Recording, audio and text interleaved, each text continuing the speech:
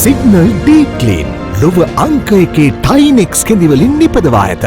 Inflation is running now over, I think, almost 50%, and that might even go up in our inflation expectation, even close to 70%. So here, the major concern from the central bank point of view, the first priority is to address inflation and inflation expectations going forward and bring down the inflation to at least to a reasonable level as soon as possible. Sooner the better. If inflation goes beyond without our control, or say for example if it's going to go up again even over 100%, that is basically termed as a hyperinflation situation. We certainly don't want to have that kind of situation. If we're going to see that situation, no one will be able to do any businesses on the impact of monetary policy, increasing interest rates, how we are trying to at least minimize the impact of economic interruption. Any businesses may not be taking new loans at these very high rates. It's the impact on the existing loan book that they have to service. That is where some guidance we are given how to smooth out this operation.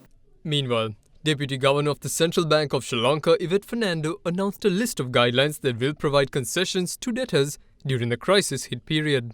According to Deputy Governor Fernando, guidelines that are in effect from today will allow discretion to the banks to discuss with the debtors on settlement periods. Doing that, what we have said is to consider at least a kind of a grace period, maybe for capital or capital and interest both, at least for a period of 6 months to start with, and also to see when they have to restructure and agree on a kind of installment, at least to stick it to the amount that they were paying before the COVID start, so that it will be at least a reasonable amount looking at their repayment capacity, the maximum to be there, and extend the period of the loan. That is with regard to the loans that have been performing at the start of COVID. But the loans that have been non-performing at the start of COVID again, they are also, we have said, to try and give some concessions, maybe not to go into the recovery actions that they have already started. But all that will have to be done in agreement and discussion with the customer, and they have to kind of do it on a case-by-case basis. Then on early settlements also we have said if the customers are willing to make some settlements at least by about 30th September, the plans, then to give some waivers on any additional interest and any other additional charges that they are going to start. Then on the additional interest also we have given some guidance to say it should not be more than the standard lending facility rate, which is currently 15.5,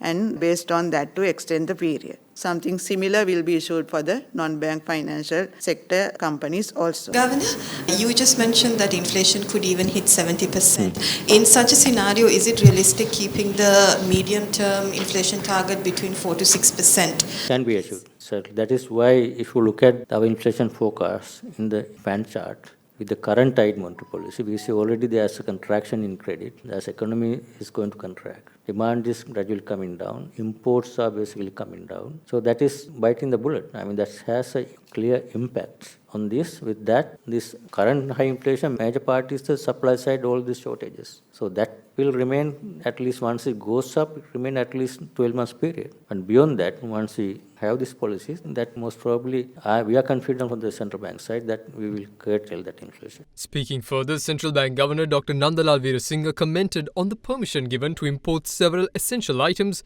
using the open account system, which the Ministry of Finance restricted in May to prevent black market transactions.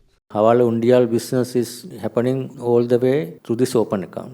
Now we impose a ban. As a result, we saw the black market premium was coming down almost closer to official listing under our guidance. That was coming down. But recently, see all these areas, people were doing open account imports, saying that they import essential items, had a strong lobby. And they got the cabinet approval to the Ministry of Finance Authority, got some items exempted from that requirement that we ban open accounts. As a result, now we can see that Hawala Undial business again going back and black market premiums also going up. So our request is that we basically did not recommend that. Consequence would be if there is a premium in this Hawala Undial business, backed by all these people doing open account business, will create an unnecessary grey market that was basically curtailed as a result of the measures. But there's a risk of that is also growing as a result of this lobby from very few traders.